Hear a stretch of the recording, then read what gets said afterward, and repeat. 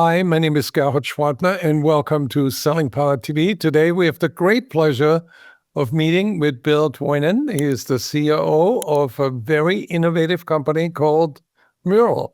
Welcome, Bill. Thank you very much for having me. I really appreciate it. How big is your team at Mural? My team across the revenue org is around 130 or so people across 6 or 7 different functions. So I have our sales teams, I have our customer success teams, customer support, GTM systems, RevOps, enablement, technical solutions, and then like pre-sale solutions. So I pretty diverse org, and it represents about a third of our company. It's challenging to sell to a mix of buyers. How did you build one sales motion that suits all salespeople? For us, it really revolves around 3 things, which I think have been fundamental throughout my entire sales career, which is just knowing your customer, knowing your users, and knowing the leaders. And that's what we're really trying to simplify around that, of like, if we can just activate around this always on triangle of like, know the customer and their business and their priorities. No one needs another feature function, word vomit, demo thrown at them. Really be intimate with your users, not just on how they use your product, but like what they're focused on. And then when you do partner with leaders, it's in a way when you're ensuring that they're understanding the value that's being delivered, and it really is tied to their priorities. And so we are really trying to create a repeatable motion around the things that we know are working. And on the flip side of that, I do think that if you don't know your users, you're not going to evolve fast enough. If you don't know the leaders, you're going to be just another product. And so it really is simplification around that. And I think the strides that we've taken this year, we are noticeably closer to our customers, and that's really paying off. What are the 3 major customer groups that you're serving right now? So from an industry standpoint, it's manufacturing, business services, software, finance, and insurance. Then from a persona standpoint, it really is that R&D persona, the research and development teams doing sprint work around, product releases, a lot of those core fundamentals within Mural that have allowed teams to work faster, move faster, get the decisions quicker. We're bringing that to the sales persona. We're bringing that to the marketing persona. And so bringing some of those same fundamentals that allow teams, departments, and companies to move faster, we're now spreading beyond that R&D population that we just adore so much. How did Mural evolve? Give me the history. The way in which teams worked changed rapidly, and that's where a lot of the growth came from. It was a great product that scaled quickly because the acceleration of the way in which teams worked, it really helped teams realize there was a better way of working, and we can work faster. And that's why I'm really excited about the journey that we're on, not just within the sales persona. The R&D folks, when you see the work they do, or like one of our best use cases are innovation teams that co-create with customers.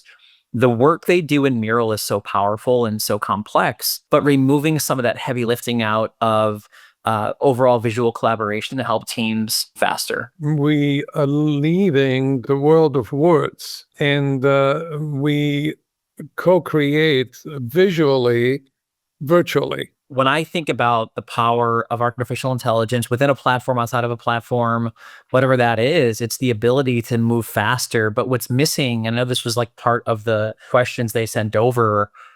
And when you think about AI as a whole, it's helping the individual move faster, but not the team, department, or company.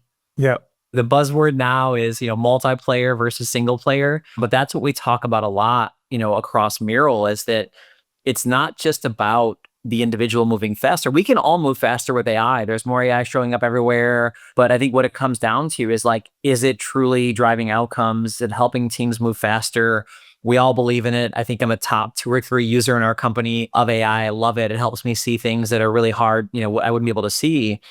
But we are really focused on how does AI and, this idea of human-centered AI, right, with Mural, help teams, departments, and organizations move faster to get to the outcomes they need to get to during a time where, I don't know, in my 20-year career, speed has never been this important. Describe the before and after. The before is static planning, siloed workflows, and the after is a collaborative sales and customer success environment. I would sum up the before of great work happening in silos, which slows everything down. The future is the more, collaborative selling where teams are aligned, they're moving faster, and they're moving with the customer. And I hate dropping stats, but there's a great stat that's like deals are more likely, like 62 more likely to close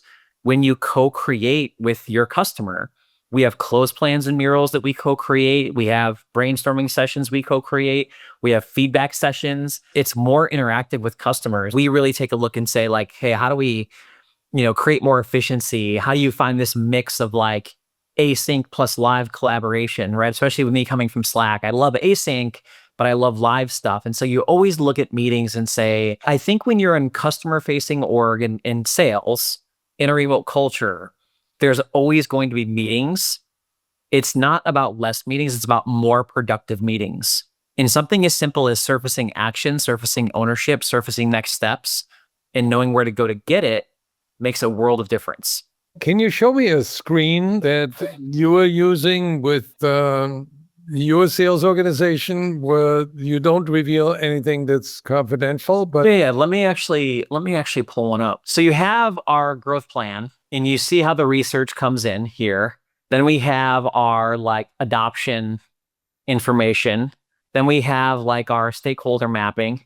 And then we have our execution plan. And then, you have some of the sticky notes here of like, hey, how do we look at innovation? How do we support innovation? Some imagery from their website.